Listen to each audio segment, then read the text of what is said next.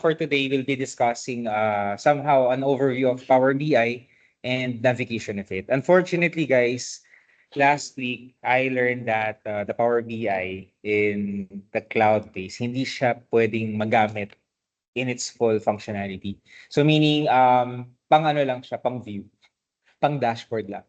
So kung gagamitin natin yung app, talagang kailangan yung Power BI coming from the from the Microsoft. So meaning, ida-download natin siya. So, paano yung mga iba na Power Mac yung gamit or Mac? So, hindi pwede kasi ang ano 'di ba, ang cloud-based. So, wala tayong choice, guys. Gawan natin ng paraan, no? So, since may Power Mac naman kayo, no, pwede naman siguro siguro kayong bumili ng Windows laptop. De joke lang. Kasi Power Mac na yun, no? Hindi, pero in case kung Mac lang talaga yung gamit nyo, gawa natin ng paraan. Yung tipong, ako kasi, may kapatid ako, may Windows laptop siya. So, pwede yung makigamit for our lectures. So, mangyayari niyan, yung ating Mondays is, ay, nagre-reflect, no? So, yung Mondays natin is, papakita ko kayo ng, ng lecture na video.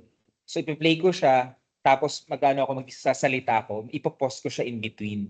Okay? Kasi ang mahirap, meron ng Windows laptop, di ko naman pwedeng kunin yung laptop ng kapatid ko, ginagamit siya. So, mahigamit ako, i-record ko na siya. Para nakikita nyo na siya sa face-to-face.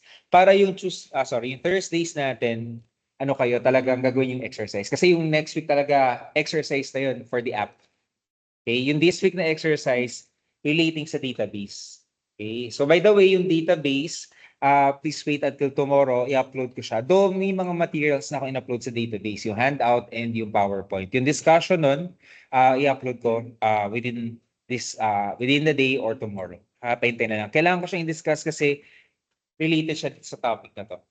Okay? Nagkakaintindihan. Now, let's go to the introduction to Power BI. Okay? Ano nga po Power BI? Di ba yung Power BI, we use it for what? For data analytics. Okay? So that's why Power BI is a tool for data analytics that is being used for visuals. Okay?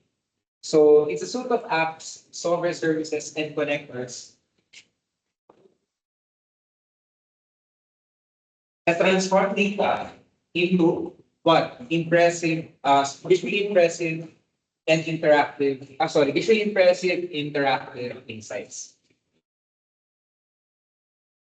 So, ang Power BI is a very useful tool that can use data and transform it into visuals. Okay?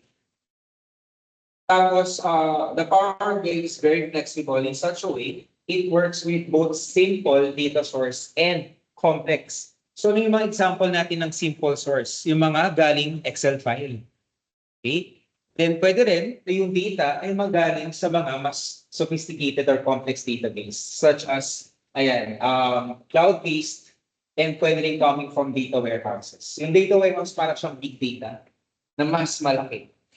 So, pwede yun yung source ng Power BI to do visuals.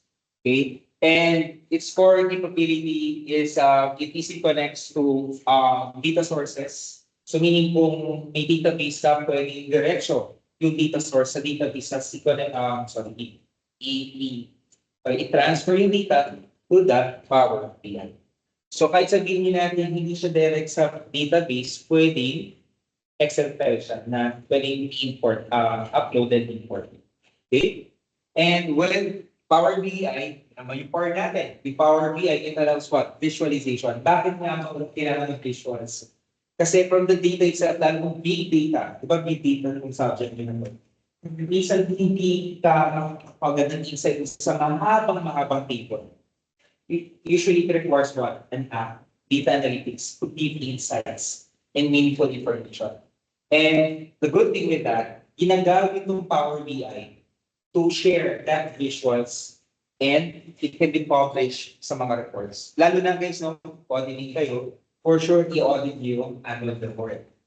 Familiar sa annual report? The annual report contains the info about the company, its performance together with the financial statements. Yung annual report, may mga visuals yan. Wala kung saan nagagaling yung visuals. Sa data analytics tool. Example si Power BI. for sure magagamit yung Power BI. Lalo na kung kayo yung author. Okay? Now, later may mention ako about sharing and publish kasi pwede naman siya, pero if online publishing or sharing require Power BI license. Later may mention ko siya. Okay? Now, as to the scalability, again, since very fast ngayon ang technology, yung Power BI can easily connect or interface to the database. Basically, pwede rin naman siya mag-connect sa Excel book or workbook or even just from the local database. Okay? And since scalable siya, you can do what we call data modeling. Later, may papakita ako na data modeling kung paano siya. At least ito meron na kayong idea kung paano mag-model ng data. Okay? Next. Ito yung iba po ulit-ulit na, no? Sabi dito, as to the usage, it is very versatile. Kasi it can be used as a reporting tool, no? And it can be used for analytics and even decision-making. Kasi doon ang galing decision-making natin sa visions. Okay? Mamaya may isang example tayo yan. And of course, ang Power BI, saan ba natin nagagamit sa Microsoft? So madali ang kanyang integration sa other software such as Excel, as mentioned a while ago. Okay? Now, ito yung mga natawag nating apps, no, for Power BI. We call it the Power BI Trio. So yung ano talaga, ito lang, Power BI Desktop. Ito, yung Power BI Desktop, ito yung dinadownload natin from Microsoft. Ini-install natin. Okay. So I have to add info about this one. Dito lang talaga natin magagawa importing, cleaning of data, and creating visuals. Kasi kung ano man yung nagawa natin visuals nito, it will be part of that report and it can be published. So it's a file. Yung file na yan, pag pinablish mo, pwede yung i-upload sa tinatawag namin Power BI service. Yung Power BI service naman, ito Power BI Desktop, ito yung application. Power BI service is yung web-based app, yung tinuro ko sa inyo, pinakita ko sa inyo na na-open sa Copilot. Yun, hindi full functional siya na Power BI. It's more of the dashboard na, reporting lang, doon lang talaga siya. Sorry kasi akala ko guys, full functional yung meron dito. Kasi bago lang ito eh. Ito talaga yung common. So ito ginagamit to for those who want to see the performance of the company, yung mga analytics, yung metrics nila. Okay, so nakikita agad dyan. I-upload lang din nakikita na to. Pero to, bago ito makreate, ito muna yung i-create. Now, if the person is on the go, no? Hindi ako nagbibenta ng product, guys. Ako nagbibenta ng product ko. Ano to tawag dito, it's a very useful tool. And again, free to. Free naman pala talaga. Kahit hindi pala to FE. Akala ko kasi before, even before meron akong dinamod na Microsoft Suite, na nandun yung Power BI. Akala ko package. Dahil hindi pala siya package, free pala talaga siya. So, sorry, I need to correct that. Free talaga siya. Okay? So, ito, on the go naman itong Power BI mobile. So, kung gusto mo na makita agad through mobile, or sa phones na yung mga graphs, charts, without opening desktop or a laptop, pwede natin gawin. Okay? So, these are the Power BI dito. Okay?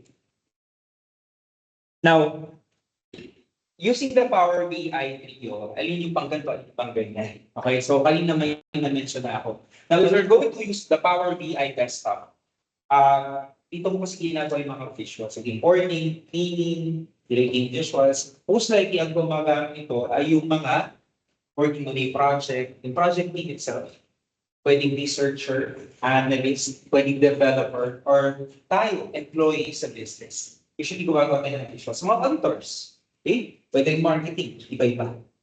Okay? In short, the network of creating visuals. Now, we get, in terms of using Power BI service or mobile app, sorry, hindi ko na-save yung mobile app dito.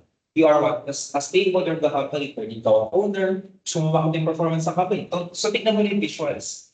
Or pwedeng ikaw yung decision maker of the company. So, ikaw yung executive, vice president, president, hindi yung gagawa nito. Kundi nakalakad agad sa mismo graphs na doon ka mag-design. Okay, so Yun lang yung use ng Power BI service for mobile app. Yung paggawa, yung legwork, Power BI. Okay, now as to the activities that we can have in Power BI, of course, we can bring data into the Power BI desktop. Ito yung desktop na app. Okay? And from importing it and doing some manipulations, we can create report. So once we have created that report, we can publish that report to the Power BI service. Ito yung cloud-based. So ibig sabihin, magagaling report dito siya. Dito ginagawa sa Power BI desktop. Pag gusto mo na makita yung mismong report, Power BI service. Doon siya pinapublish. Tapos sa Power BI service, pwede ka rin still mag-create ng mga visualizations or build dashboards. Pwede rin naman. Pero importantly, yung mga.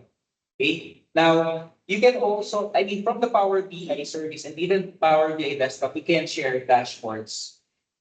So, share mo lang yung dashboard na gumagamit din ng Power BI service, ilo-load niya lang. So, at least magagamit siya ng mga taong on the go. And the same goes in number 4. It can, this shared dashboards can also be checked using Power BI mobile. Okay? Okay ba tayo? Mabilis ba? Kaya naman. Kaya naman. Now we go to the building blocks of Power BI. So we have 5. So parang from the large set to the smallest. So ito yung building block. So dapat mag-start tayo sa tayo. So mag-start muna tayo sa visuals. So we have here 5. Visualization, data sets, reports, dashboards, and so anong pinagkaiba ng mga yan? Okay, let's discuss. Kita nyo itong visualization. So yung visualization, ito yung example na pwede natin gawin from the data set na in-upload natin. So here's an example of a bar graph showing the population of different continents such as Asia, Europe, Africa, and Americas, no? In every 10 years, no? Starting from 1800s up until 2000. So maganda with visualization, it can somehow tell you story. Okay? So pwede po i-relate ito yung history ng Amerika. Tingnan niyo yung dark blue. Yung dark blue is the population of the Americans. Okay? So meron tayo sa North America, di ba? Ang North America, nag-increase talaga yung population yan. Kasi because of, ang dami nangyari kasi sa Amerika. Dahil talaga ang mga sa Amerika, mga Native Americans, yung mga Indian. Yung Indian na, alam niyo yung Pocahontas. So mga Native Americans yun. A problem, of course, na sila na, ang English na, they are colonized by different countries. From the Europe, British, iba-iba, Portugal. So, ibig sabihin, halo-halo na talaga yung lahi ito. So, marami nagkaroon ng interest sa Amerika. Dati ang North America, yung US, ang lagi yung US. Maliit lang siya na portion. Tapos, kinuha yung vast lands na katabi nila. In Texas from Mexico, California from Mexico as well, Alaska from Russia. So, kita nyo, no? Lumaki na lang kami because wala nyo isip. Ang dami kasing gustong manakot dun sa Amerika. Not only North, pati South. Kita sa karoon ng mga divisions. Okay? Kaganda with the US, nagkaroon ng states. Pero hindi nagkaroon yung United na States. Baka watak-watak din sila. Like yung nangyari sa South America na iba-iba yung colonies. Diba? So, yun. So, that explains bakit tumaas yung population of Americans. Isang kwento pa lang. Ngayon, in Power BI, pwede rin naman ito sa PowerPoint or sa Excel, pero matagal gawin. Usually, pag ito, pinapresent mo in graphs, 4 yan. Representing 4 countries. Dito, ilan? Isang graph lang representing yung 4 countries in 1 paragraph per year. Kita nyo lang, ganda nung naging visuals. Okay, so this is visualization. You convert the data into visuals that will be meaningful to the one who was going to use it. Now, saan nangagaling yung visualization? Dito yun sa dataset. Sa dataset, makikita nyo, there's a table. Yan. Ba familiar? So yung table na to, sorry ha, medyo malabo. Pero dun sa, sa PDF, makikita nyo siya. Pag-zoom in nyo, makikita nyo yung details. So, yung visuals, bago nakikita, dito yan nagaling sa dataset. And mahabang data yan. Pag titingnan nyo, yung second column, yung name ng country, lahat ng country, Afghanistan, Algeria, lahat, Bahamas, tapos makikita nyo year, tapos population. Yung year na yan, nyo, puro 1800. Tapos may another set na 1810, 1820. Sobrang haba, di ba? Tapos tingnan nyo, pag ginawang visual, simple lang. Magbibigyan ka na ng insight kung kamusta ang population ng mga continents per decade. Makukumpara ka siya. Sorry, for every decade. Okay? So, yan, i-load lang. Tapos, yan. Pwede ka lang ng visuals. Okay? Now, once you have created what we call visuals no, sa Canvas, later sabihin ko ni Canvas, you can create what we call reports, dashboards, and tiles. So, mukhang magkakamukha lang yung mga words na yan. Very Power BI. When you talk about reports, so ito yung reports na ginagawa natin sa Canvas ng Power BI. So, we create different visuals.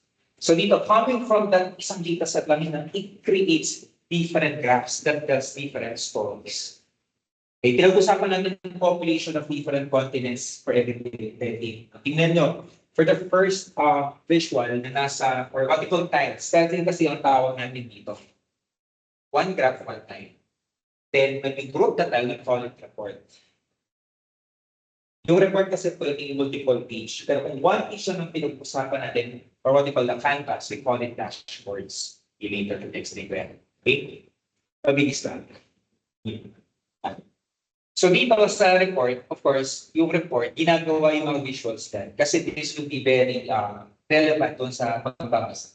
So tingnan nyo ha, yung first tile na nasa upper left of your screen, we have here the life expectancy of individual countries. So tingnan nyo, per decade siya, 1800s, 1850, 1900s, 1950, 2000. Makikita niyo, di ba? Naka-plug yung bawat countries. May mga kulay bawat country. Then, yung life expectancy nila.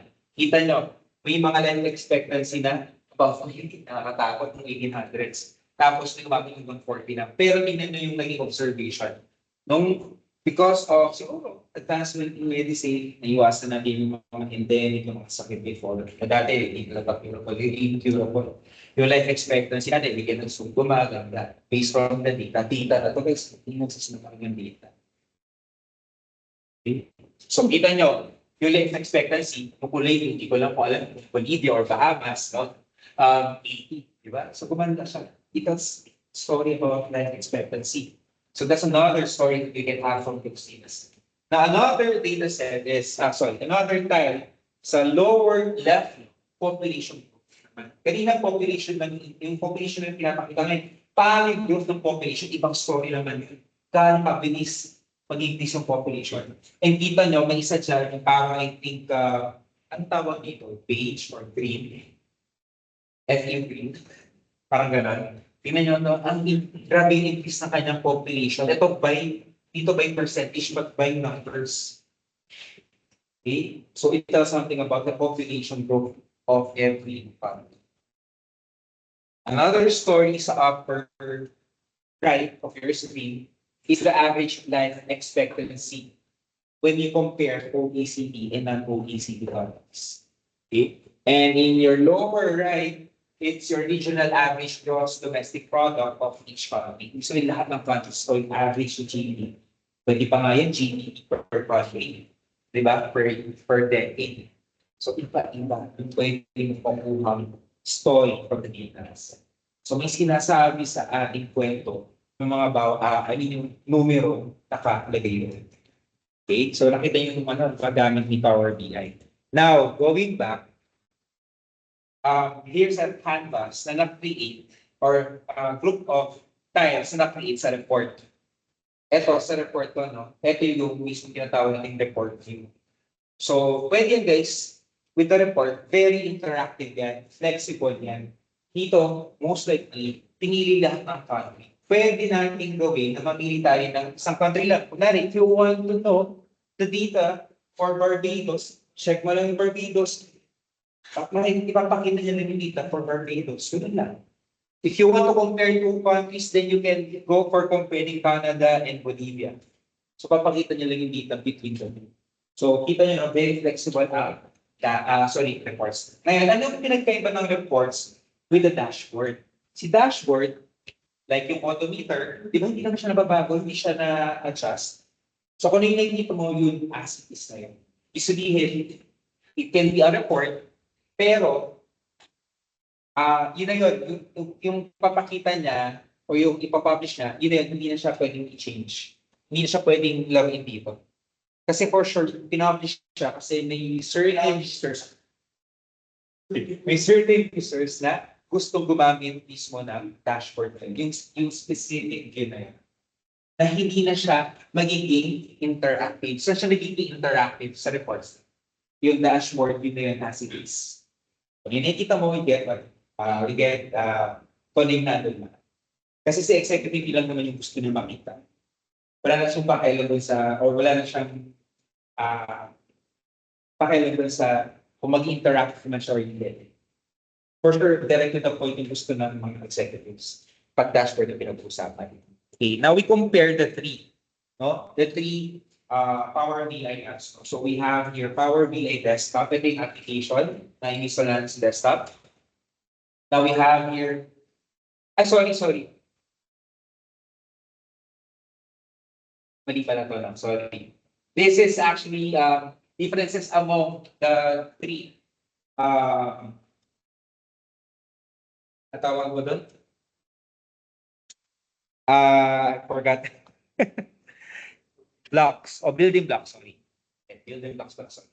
Sorry correct ko building blocks. Differences among the three building blocks. Okay, overview reports, dashboards, and time.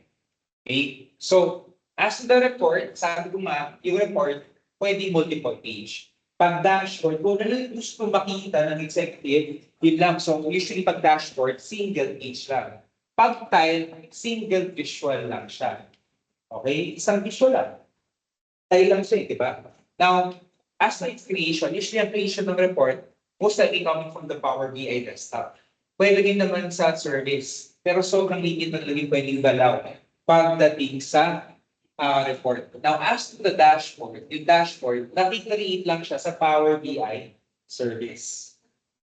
Okay? Now, yung tile, it will depend kung report or dashboard kasi both report and dashboard contains tile. Limited lang kasi ang use ng dashboard. Later, na-mention ko.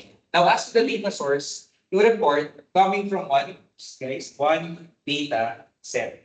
Now, as to the dashboard, that we can create, we can use multiple data sets. But for the tile, it also comes from reports and data sets. Now, as to the interactivity, alam natin pag report, di ba ito yung interactivity? Flexible siya. High pa yung interactivity. Now, when we publish the report for a certain use lang, like the dashboard, limited lang yung kanyang interactivity. Kung ano yung nakikita mo, yun na yun. Then yung interactivity niya, limited lang. Okay? With the time kung report siya or nasa dashboard. Okay? Now, as to the usage, pag-report, kasi sabi natin, di ba, interactive. Pwede natin mag-tick mark, pwede tayo magpalit-palit ng mga data. Okay? Kung anong gusto natin data na makita, we can do in-depth analysis. Tulad ng sinabi ko pa na i-tick mark mo yung Argentina, i-tick mark mo yung Bonita, i-compare mo yung dalawa. So, in-depth ang analysis na pwede mangyari sa report. Unlike the dashboard, kung ano lang yung nandun, yun lang yung analysis na pwede mo create, walang interactivity kasi. So, may kita mo lang sa dashboard, high-level summary lang. Kung ano lang yung nandun, yun na yun. Now, with the time, it will depend kung siya ay nasa report or nasa dashboard. Okay, naiintindihan yung differences between these building blocks of Power BI, reports, dashboards, and time. Okay? Kasi labi niyong ma-encounter yan for sure pa ng Power BI time. Sabihin gusto niyo, galawin niyo yung tile. O mag-publish kayo ng, ng report or dashboard. Okay? Marinig niyo lagi sa akin yan.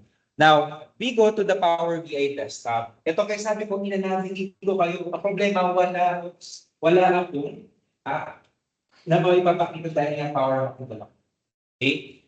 So, ang mangyayari in this para, the coming lectures natin, Power BI pa rin yung dalawa.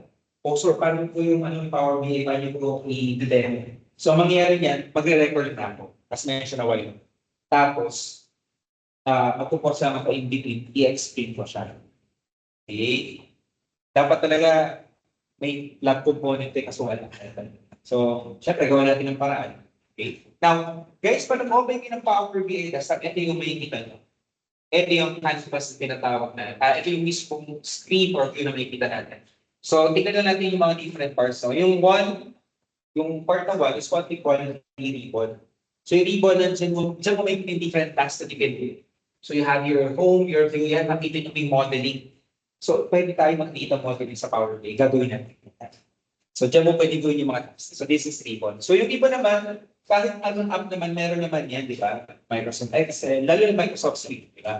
Now, we have yung, ito lagi nyo itong gamit na ganyan, what we call report view or Canvas. Just like Canvas, di ba pwede tayo mag-create ng mga dyan.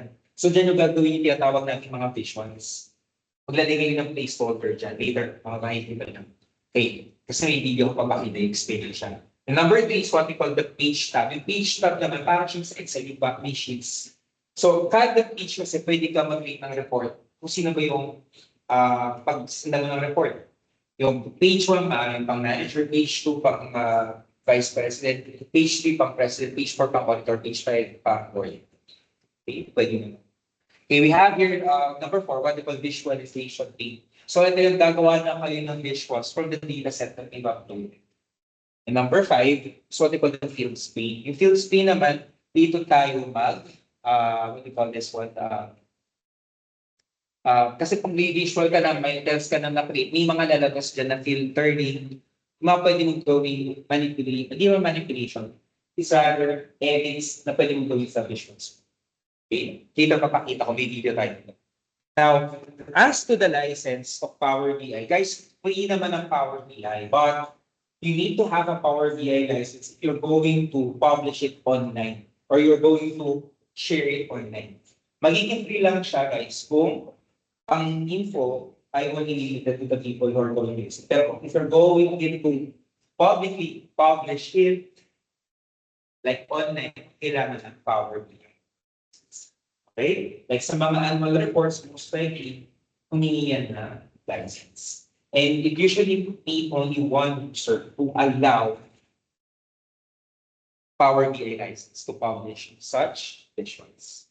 Okay? So yun lang. Yung 8 na discussion, inano ko lang ha, shinorted ko lang. Kung ano lang yung tingin ko, yung kailangan natin. Do you have any questions? Okay. Pakita kong video, siguro mga 15 minutes. Pero hahaba kasi may mga i-discuss pa ko lang. So papakita niya dito yung navigation of the Power BI. Para familiar na rin how to navigate somehow and how to import the import na and how to create. Okay? So in the coming weeks, gano'n yung gagawin ko. Ako yung magre-record sarili ko. Ina-navigate natin. Gagawin ko yung sample exercise. Sa gawin yung exercise. Okay? Ay. May tanong ba yung mga nasa online? Wala naman.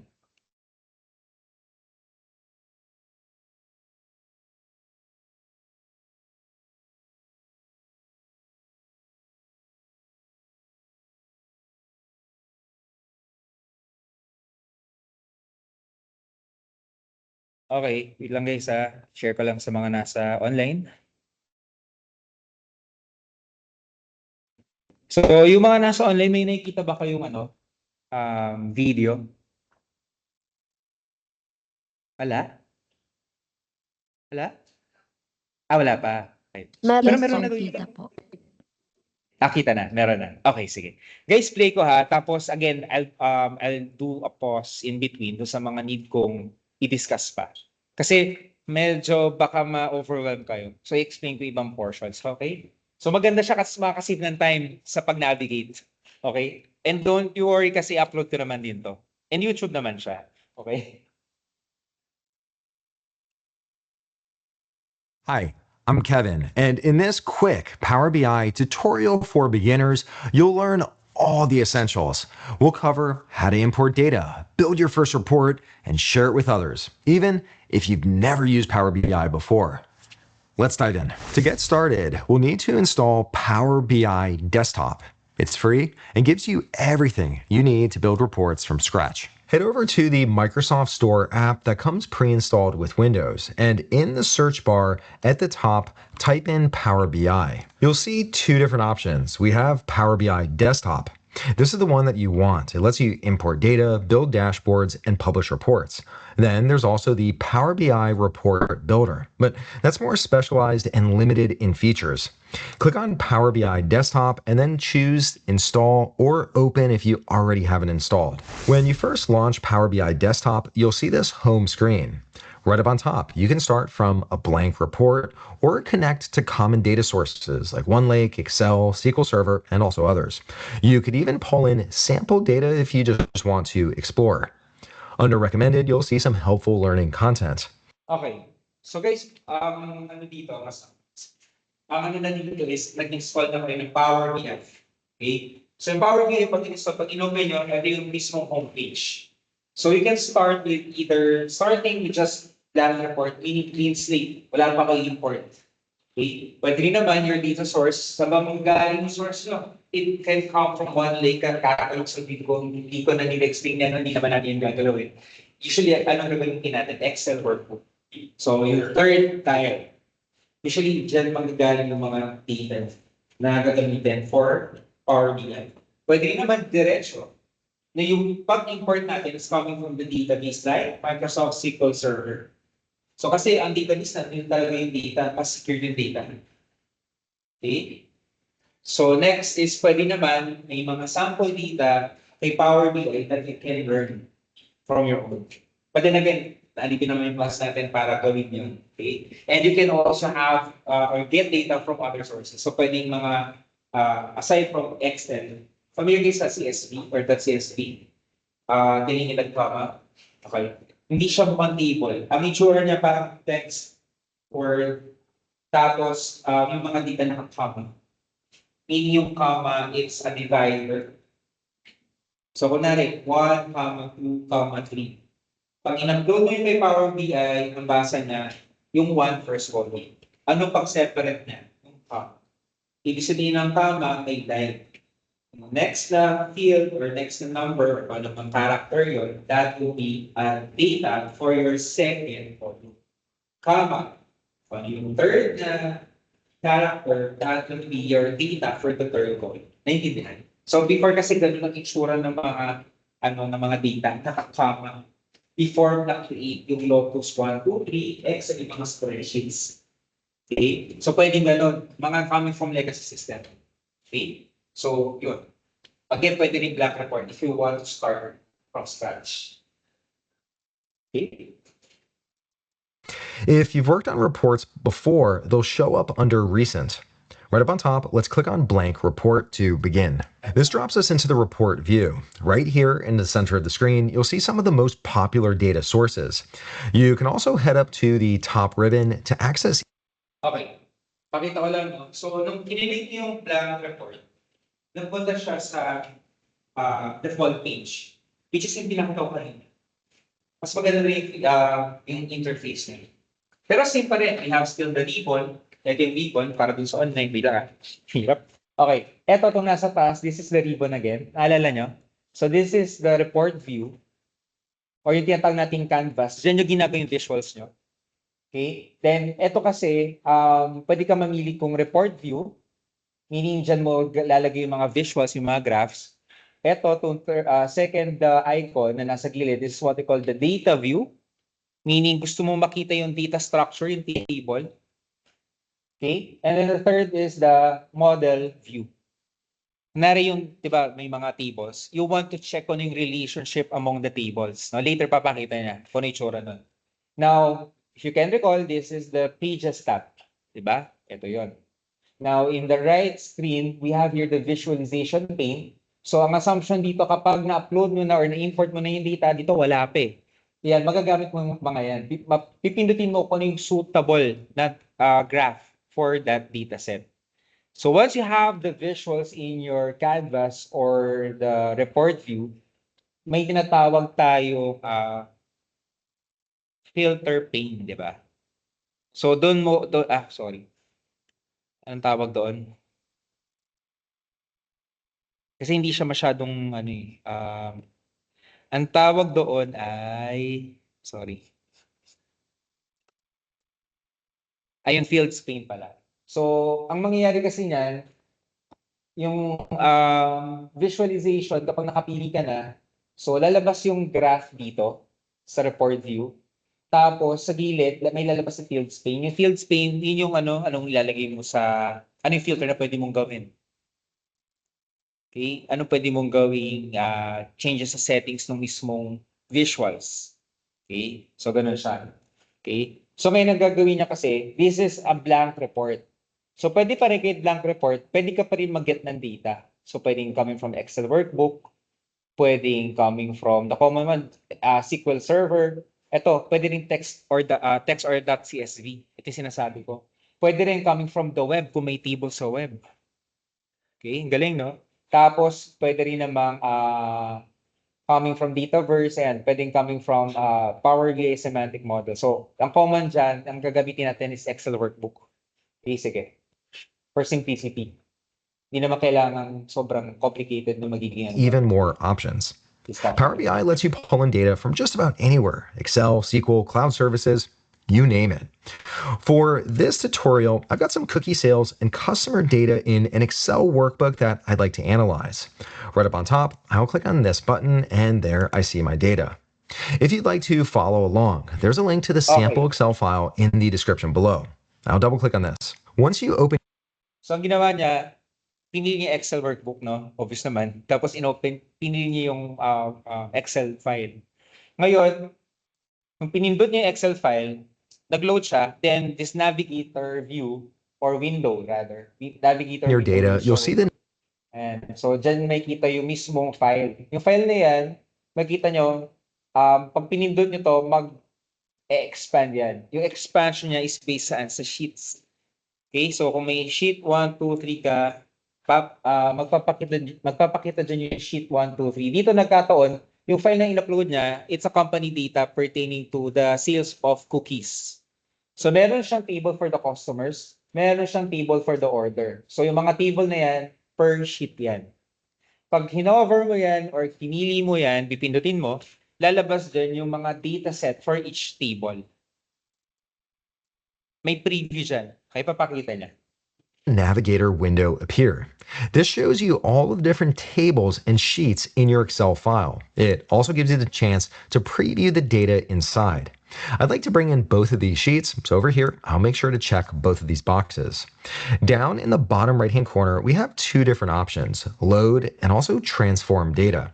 If you click on load, Power BI will bring in the data exactly as it appears in the Excel file. No changes, just a straight import. But over here, if you click on Transform Data, you'll open something called the Power Query Editor.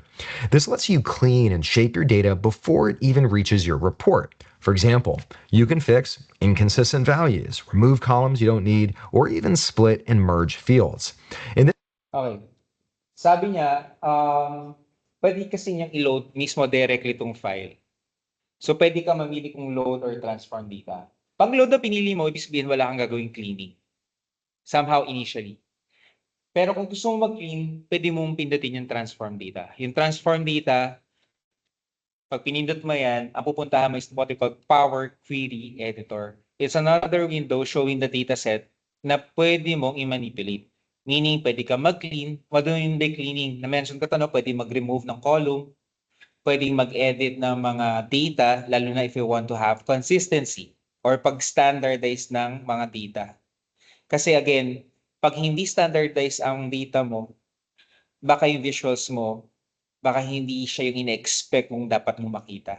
Later, explain ko siya kung bakit yun. Okay, so explain pa niya. this case, we're going to click on Transform Data. That way we can look at how you could quickly clean things up before we start building our dashboard. Keep in mind, you can always transform the data later as well. I'll click here. In this video, I partnered with DataCamp. Skip ko to kasi DataCamp is a sponsored, I think sponsored content to. So skip natin, punta tayo dito sa data cleaning. And data cleaning tayo. Down below. This drops us into the Power Query Editor. Okay. Pag pinindot mo yung transform data, dito yan yung landing page niya. Tignan niyo yung nasa upper right, upper left. Ano nakalagay? Power Query Editor. So dyan ka mag-edit ng data mo. Okay? Tapos may queries sa gilid, no? Nakalagay customer order. So, ibig sabihin yung queries, table yan. Table customer, table order. Kung ano yung pinili mo, yun yung lalabas sa dataset dito. Tapos, yun yung para sa Excel sheet. Okay? So, usually guys, ang Power BI, pag in-upload ko, ano siya parang medyo plain siya. So, alam niya na yung first column, first row, ito. Usually, column heading or title. Automatically, pag ganun na nakita niya, yung mismong column heading, kukunin niya from row 1. May times hindi niya nababasa. So, pwede natin gawin manually. Dito, automatically, nabasa niya yung first column, first row is automatically the column heading or tapos may times, ayan, identify niya kung nung data type. Ito, tingnan yung order date, di ba? Naka-date. So, dito ang nabasa niya na siya ay naka-date data type. Dito naman, nakita niya ng numbers to. So, dito, of course, matalis Power BI, may kita niya nito ay numerical character. Okay, and etc. Okay. Over on the left-hand side, you'll see a list of queries. Each one represents a table from our Excel file. In this case, we have customers and orders. Right now, I'm looking at the orders table. And across the top, you can see all the different columns. Let's clean this up a little bit. I don't need the rush shipment column for this analysis. To remove it, simply right-click on it, and in this menu, we have the option to remove. I'll select that, and look at that. It's all gone. Just a quick note, when we remove a column here in Power BI, we're not deleting it from the original Excel file. We're just choosing not to bring it into Power BI. Your source data stays completely untouched. Next, it's a good idea to check that the data types look correct. Power BI usually does a great job guessing, but it makes sense to verify. Let's take an example. Here I have the order date. You can see the data type by looking at this small icon next to the column names. If anything looks off, just click on this icon and then you can choose the correct data type from this dropdown. Over on the right-hand side, you'll see a pane called Applied Steps. This keeps track of every change you make, kind of like a history of all of your transformations. If you ever need to undo something or see what you've done, this is the place to look. As an example, if I want to bring that column back over here, I can click on this icon, and there I see rush shipments again, but I actually don't need it, so let's remove it once more. Now that everything looks good, let's go ahead and apply. Okay. So, explain ko lang yung sinabi niya, no? So, dito, order table yung view. Then sa order, of course, may mga information yan or data. Of course, it makes sense. May order ID number, may customer ID. Sino mang customer yung order ID na yun? Ano yung order date? Ano yung cookies ship? Ilang cookies yung ship? Yung revenue. And I think dito, merong another column which shows kung rush shipping. So for analysis niya, hindi naman daw relevant sa kanya yung analysis ng rush shipping. Ang ginawa niya, ni-remove niya. Yung pag-remove niya, okay, applicable to sa mga auditors, nakita niyo itong applied steps, may trail. So kung may ginawa ka manipulation or may nangyari manipulation sa data, may trail. Pwede mong yan pwede mong balik. Yun yung maganda with Power BI kasi at least nakikita kung may mga ginawa manipulation sa data. Kaya don't get, sabi niya kasi diba, guys, kahit may clean ka dito, may i-remove ka, may babuhin ka, hindi niya magagalaw yung original yung source data. May Excel file na in-upload mo, di ba? Yung Excel file na in-upload mo, in-upload niya lang yun. Pero let's untouch yung mismong Excel file. So kahit may baguhin ka dito, wala dapat mangyayari sa original file na in-upload mo.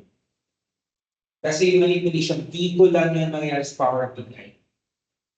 Okay? So sabi rin niya, yung mga nasa column header, usually, at talina sa Power BI, check ang mga naging data type.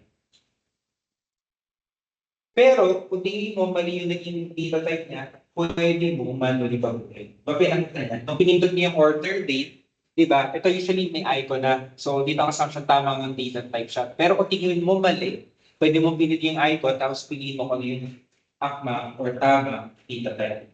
Medical class siya. Accounting number, purchasing numbers, etc. Parang Excel. Okay? So, guys, kapag takin mo na, kapingin mo satisfied ka na sa naging manipulation mo ng data. Pag-remove mo, pag-standardize mo. So, okay ka na sa naging manipulation na ginawa mo. Pwede mong pindutin yung close and apply. Yung nasa upper left, yung close and apply. Yan ang kasi yung pag close and apply mo siya, yan yung magiging basic power BI to create visuals. Okay, so mapakita niya.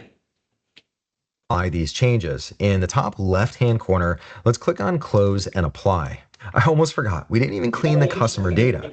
No worries, you don't have to start over. On the Home tab, right in the center, you see the option to jump right back into the Power Query editor with transform data. Okay, sinasabi niya dito guys, ay di lang may nakalimutan pa kayo clean ng data. Eh, iba na gusto mo yung Power Query editor. Pwede mong balikan mismo yung dataset na minipilip mo. Paano mo siya gagawin? Click mo yung home, tapos pindutin mo ulit yung transform data. Pag pinindot mo yung transform data ulit, babalik lang siya sa Power Query editor. Pwede ko ulit mag-manipulate ng data. Kung if ever lang kung may nakalimutan ka or may bago kang na-realize. Okay, mga ganun. Let's click here. Over on the left-hand side, let's make sure to click into Customers. Now, you might notice something important. The first row of our data isn't showing up as column headers. That happens sometimes when Power BI doesn't automatically detect the headers in your file. To fix that, simply click on this icon, and here we can use the first row as headers. Much better. Okay. Again, guys, hindi lagi nasa Power BI automatically pinindot yung first row as column header. Main times tulad nito, ibang table na to kanina, order table, yung customer table. Anong napansin nyo? Kanina, no? Yung first row, column header siya. So, ang ginawa niya, manually, ginawa siya intervention. Manually, pinindot na to, tapos binili niya use first row as header.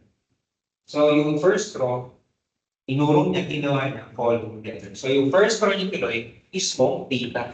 Ito dapat. Yan. Dapat, yan mga siya. Yung customer 001, kanina nasa row ko siya. Since ginawa na yung first row as column header, puro patas.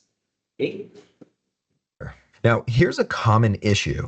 Under the country column, we've got some inconsistencies. You can see that some of them say United States and others say US. That might not seem like a big deal, but if we try to group or filter by country, it'll treat these as two separate values. Let's fix that. Right up above, let's right-click on the country, and here we see the option to replace values. Click on that. In this window, for the value to find, I'll type in US, and I want to... Okay. Kailangan dahan-dahan ko ito. Kasi di ba ginawa na, nag-clear siya ng data. Kanina, madiglang mo yung column. Ngayon, ang problem, yung consistency ng data. Ano napansin yun? Customer table, di ba? It contains customer ID, customer name, and the country of that customer. Tapos sa country, may kita nyo, may mga inconsistency. Like, may country ng US, may country ng United States. Ang problema kasi with Power BI, hindi pa siya ganun ka-smart pa somehow. Okay? So, ang gagawin niya, yung mga data, manually natin i-replace para may consistency ng data. Kasi pag hindi mo binago to, ang magiging base ng Power BI, mag-ibang data classification sa US at sa United States. So ngayon, ginawa yung uniform lahat ng US at United States into United States lahat. Para pag ginasa ng Power BI, isang country yun talaga yun. Kasi pag di mo ginawa yun, dalawang country yung basa niya. Sa totoo lang, mahirap siya tuloy dito kasi paano kung iba-iba yung pagkakatek ng US na iba United States of America, United States, iba-iba. So, para mas madali, again, sa Microsoft Excel, kung Microsoft Excel ang source natin, pwede natin siya initially sa Microsoft Excel tayo. So, dali siya, i-filter mo lang yung mga US. Tapos, i-copy-paste mo lahat yung United States yung administrator. Kasi pag ginawa mo sa Power BI, tingnan nyo, i-replace yung value mo, i-sixteen mo yung lahat yan kung ano yung mga hindi consistent. Okay, pwede tayo maging dito, ma-discard sa part na. Isa-isa mo, gawin mo sa Microsoft Excel, lalo kung iba-iba yung naging data. Para lang ma-increase natin siya, para consistent siya. Okay? Pero pwede nyo gawin ito. Lalo na kung dalawa lang naman yung country na kita mo na magkaiba. Ipagta mo na yung isa, yung mas para uniform lang. Yes. Dapat meron. Dapat meron. Pero ito, sige. Pupunta tayo. Okay. Pero pag replace all mo kasi, multiple yan, di ba? Like sa Excel. No? Oh, yun na eh. Parang kung ano yung mga katulad. Tapos i-replace ng isang word. Oh, pwede rin, actually. Actually, sa Excel mo na lang gawin. No, at dito meron din naman. No, meron din naman. Okay, sige. To replace it with United States. Then, down in the bottom right hand corner, let's click on OK. Just like that, we've now standardized all of those entries, and Power BI will treat them as the same country. Over on the right hand side, you can now see the change under applied steps. This means that it'll automatically apply the next time we refresh our data. Now that we're all done transforming our data, in the top left hand corner, let's click on close and apply, and that'll bring us back to the report view. Let's now switch over to the data model view. Si, close and apply. So, in-apply, sinave na lang yung mga manipulations na ginawa. So, pag na-save, yun yung source again ng kanyang visuals. Okay, bumalik lang siya again sa mismong window ng, sa report view ng Power BI. View over on the left hand side. I'll click here. Here you'll see all the different data tables that we imported along with any relationships that Power BI detected between them. In this case, Power BI automatically identified the relationship between our customers and orders tables through the customer ID field, which is a common field between these tables. The relationship na lang, no? Kaya nga, guys, diba, diniscuss ko muna yung database kasi ito, kamukha niyo yung database. By the way, follow up yung video kasi kailangan discuss yung relationship. Kasi yung maganda with Power BI, kailangan alam mo yung relationship ng bawat people. Kagandahan, kung galing sa database ang data mo, na-upload niya na rin yung relationship. Paano kung galing sa Excel? So, kailangan mong na-determine yung relationship. So, sa database na PowerPoint na ilandahan doon, may discussion doon ng mga entity relationship diagram kung one-to-one, one-to-many, many-to-one, many-to-many. So, in this example, dalawang people. Ang ganda ng Power BI, program din siya, malalaman niya kung anong type of relationship. Ngayon, kung tingin mo ba yung relationship na meron siya, pwede yung manually pag-ulit. In this case, dalawang people. Customer and orders. Sabi dito, no, na-determine, the Power BI is one na siya ay one-to-many. Yung one. Yung asterisk, many. Meaning one-to-many ang relationship. Pagbabasahin natin siya, ibig sabihin, one customer can have multiple orders. Okay, kung tingin mo ba yung relationship, pwede mo siyang mag-ulit na. Pero important yung relationship when we do data modeling. Kasi doon nag-make sense yung mismong relationship ng mga table and even data. Okay, I think dapat na-mention ko to last time. No? Na bawat table may mga primary key, yung identifier. Example, for the customer table, ang identifier is what? Customer ID. Ngayon, nag-link between the customer table and the order table is what? Customer ID. Tama naman. Kasi ang identifier in the order table is order ID number. At bawat order, or order ID number, may isang customer na for sure order. Ano yun? Ano yung linking nila? Yung customer ID. Both meron sila. So dito, ang primary key customer ID, ang primary key ng order ID, order ID. Ngayon, ang secondary key na sinasabi natin dito is what? The customer ID. Yung reason why, bakit may relationship yung dalawang people. Okay? And as mentioned, dapat sa database ang ruling, simple lang yung data, walang redundancy. So dito sabihin, sir, bakit ganito? May ID number dito, hindi ba siya redundant? No, reference lang siya. Para magkaroon ng relationship. Pero in simple words, pwede kasi siyang order ID lang, order date, revenue, ship. Pero again, ang tanong sino nag-order, ngayon nilink lang natin. So yun yung customer ID. Okay, so ganito tayo mag-data modeling. In this na, kasi ba naman yung advantage? Siyempre, simple lang. Okay, siguro mga core entities or type entities, gagawin natin ang relationship. So somehow, ito makakatulong sa research mo. Ano yung mga dependent variables, independent variables. So somehow related sa dito. Okay? makes sense. Actually, ito lang naman yung sabihin ko kasi next na mga discussion niya, it's about visualization. Yung visualization natin, ito yung pang next week. So ngayon, discuss natin overview Power BI, importing data, and cleaning of